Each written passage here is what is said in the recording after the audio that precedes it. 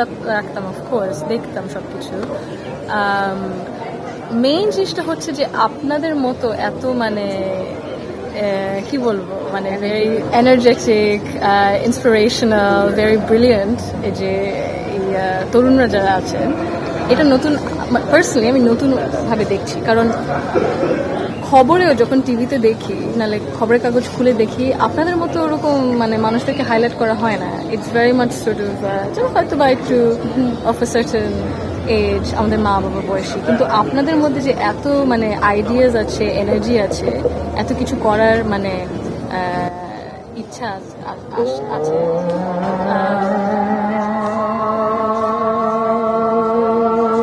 তো সেটা আমার দেখে খুব ভালো লাগছে। আর আমি কেমন বাংলাদেশ দেখতে চাই, হ্যাঁ, এটা জিজ্ঞেস আপনি জিজ্ঞেস করেছেন করেছেন আমাদেরকে। আমরা হচ্ছে যেহেতু প্রায় সেম জেনারেশনের না, তো হচ্ছে চাচ্ছি যে আপুর দিক থেকে আপনি কিরকম চাচ্ছেন?